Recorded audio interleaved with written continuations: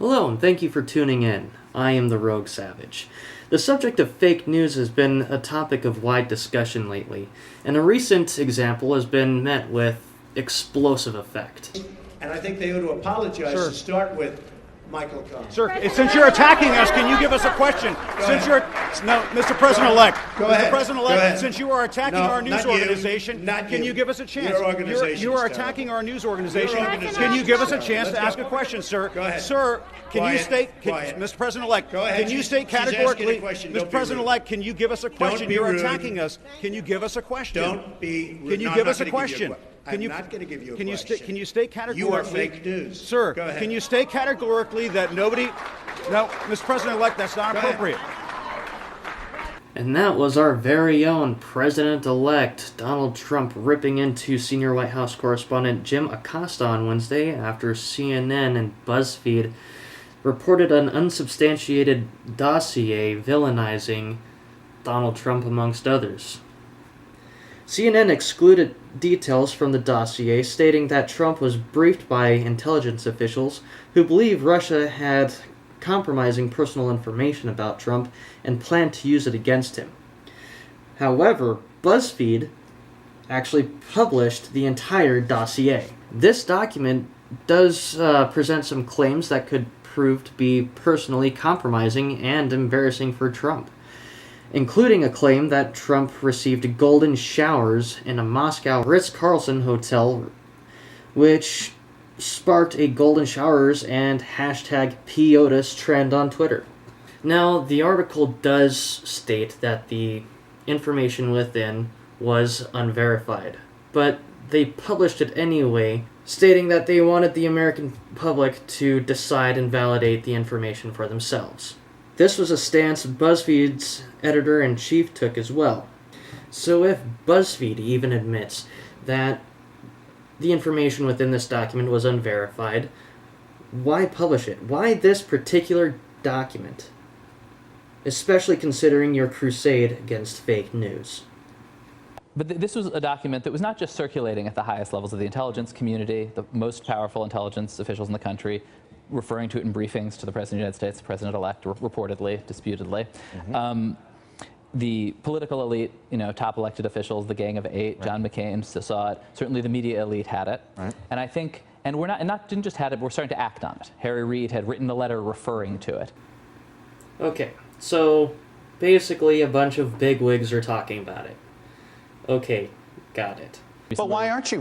Look, go down that logical road. There's a lot of unsubstantiated sources on there. Why aren't you reporting all of your unsubstantiated sources? Why in this particular case? I think if it was reported that the President of the United States was being briefed on a salacious personal report about me or some other piece of gossip, I think we would feel compulsion to By the way, print that document.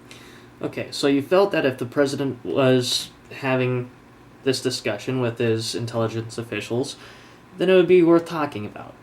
Okay, sure, fair enough, maybe. Here's the thing. Were you at least able to determine whether or not he was having this discussion? Did you guys make an effort to confirm whether or not he actually was briefed on this? And would that have made a difference in your decision? We did a lot of reporting about the extent to which this was widely distributed at the highest levels. I do think there was also a report last night that was part of that. We did not have all of that ourselves. Oh, I see. So you decided to verify unsubstantiated information with unsubstantiated information. So how's that working out for you exactly? Ooh, that's embarrassing. Now, the problem that I have with the premise in which this story was presented was the fact that this journalist presented this information, which was unsubstantiated, to the public and expected the public to verify this information and come to the conclusion thereof ourselves. This completely defeats the purpose of fucking journalism. The job of the journalist is to present information that is sufficiently scrutinized and verified before presenting it to the public, and then allowing the public to come up with conclusions themselves. Now, Sargon of Akkad had actually done a video recently titled Professional Liars, discussing some of the methodology that the mainstream media uses to sway public opinion. If you don't know who Sargon of Akkad is, or if you haven't seen the video, you should definitely check it out. I will leave a link in the description below. Unfortunately, the mainstream media has had a long history of perpetrating fake news, otherwise referred to sometimes as yellow journalism. And it sends my mind back to 2002, 2003, where we had similarly agenda-driven, unverified, but very salacious reports, in this case of Iraqi government links to Al-Qaeda, of Iraqi weapons of mass destruction. And, then as now, those are reported with, well, here are some caveats, but this unverified thing is out there. And that turned out to be quite damaging and was a big role in the run-up to the Iraq wars. Now, I may or may not do a video in the future illustrating my thoughts on the Iraq War, but I think this discussion illustrates fairly well how this sort of journalism can be damaging. Now, keep in mind, this was almost 15 years ago.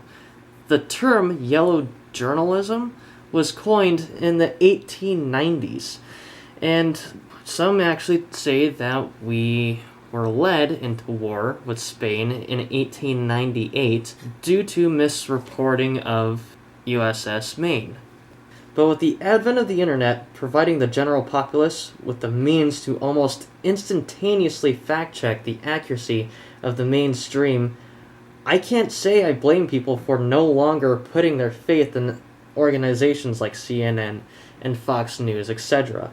Now, it is my sincere hope that the mainstream media, Buzzfeed in particular, will take note of this, take it as a learning lesson, and hopefully apply that lesson in the future to come.